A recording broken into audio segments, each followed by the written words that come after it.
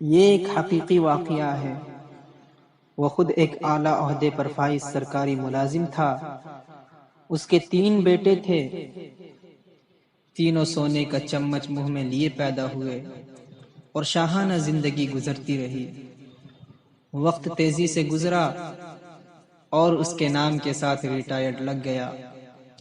عہدے کی مدت ختم ہوئی، ریٹائر ہو گئے اور اب زندگی کا سفر انتہا کی طرف چل پڑا۔ بیٹوں نے باپ کے عہدے سے خوب لطف اٹھایا۔ کہتے تھے، ہمیں کیا فکر ہے، ہمارا باپ تو افسر ہے، ہمارے کام خود بخود بنیں گے، اور بنتے بھی رہے۔ ایک ٹیلی فون کال پر سب کچھ قدموں میں حاضر ہو جاتا تھا۔ پھر وہ دن آ گیا جب بیٹے یہ بھول گئے کہ یہ وہی باپ ہے جس کے نام و عہدے کی وجہ سے لوگ ہمیں سر کہتے تھے۔ باپ کسی بیماری کی وجہ سے چلنے پھرنے اور بولنے سے معذور ہو گیا۔ بیٹے کہنے لگے، اب تو باپ کی کمزوری دیکھی نہیں جاتی۔ ایک بیٹے نے کہا کہ ابا کی جائیداد و مال کی تقسیم کرتے ہیں، نہ جانے کب مر جائے۔ اب تو شرم آتی ہے بتاتے ہوئے کہ لوگ کیا کہیں گے۔ جب دوست آتے ہیں تو سامنے یہ بوڑھا پڑا ہوتا ہے۔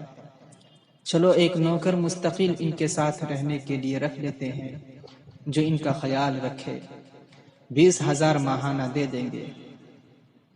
نوکر آ گیا اور اسی گھر کے ایک کمرے میں باپ کو فرش پر گدا لگا دیا گیا۔ نوکر کو کہا کہ اس کا پورا خیال رکھنا، ہمیں کوئی شکایت نہ ملے۔ بیٹوں کی شادیاں ہوئی۔ ایک نے گرمی کی چھٹیاں گزارنے فرانس کا پروگرام بنایا، اور دوسرے نے لندن، اور تیسرے نے پیرس کا، اور ہر جگہ اپنا تعارف کہ افسر کے بیٹے ہونے سے شروع کرتے۔ نوکر کو تاکید کی کہ ہماری 3 ماہ بعد واپسی ہوگی تو بابا کا پورا خیال رکھنا اور وقت پر کھانا دینا۔ نوکر کہنے لگے، جی اچھا صاحب۔ سب چلے گئے۔ وہ باپ اکیلا گھر کے کمرے میں لیٹا، نہ چل سکتا تھا، نہ بول سکتا تھا، نہ خود سے کچھ مانگ سکتا تھا۔ نوکر گھر کو تالا لگا کر بازار سے بریڈ لینے گیا تو اس کا ایکسیڈنٹ ہو گیا۔ لوگوں نے اسے ہاسپٹل پہنچایا اور وہ قومے سے ہوش میں نہ آ سکا۔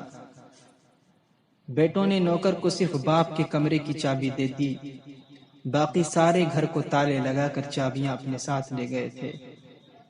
ملازم اس کمرے کو تالا لگا کر چابی ساتھ لے کر گیا تھا کہ ابھی واپس آ جاؤں گا۔ اب بوڑھا ریٹائرڈ سرکاری افسر کمرے میں لاک ہو چکا تھا اور وہ چل پھر نہیں سکتا تھا، کسی کو آواز نہیں دے سکتا تھا۔ لہذا 3 ماہ بعد جب بیٹے واپس آئے اور تالا توڑ کر کمرہ کھولا گیا تو لاش کی حالت وہ ہو چکی تھی جو تصویر میں دکھائی دے رہی ہے۔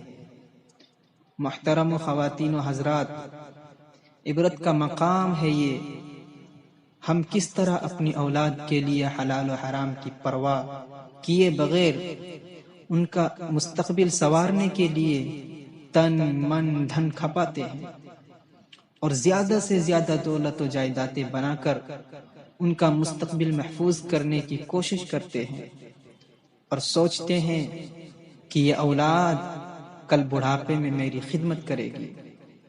اعلیٰ ترین غیر ملکی اسکولوں میں دنیاوی تعلیم دلواتے ہیں اور دین اسلام کی تعلیم دلوانے کی توہین سمجھتے ہیں، جس میں سکھایا جاتا ہے کہ والدین کی خدمت میں عظمت ہے، ہر انسان جو بوتا ہے اسی کا ہی پھل پاتا ہے۔ ہمیں بھی سوچنے سمجھنے کی اشد ضرورت ہے کہ ہم اپنی اولاد کو کیا تعلیم دلوا رہے ہیں، کہیں ہمارا حال بھی ایسا تو نہیں ہونے والا۔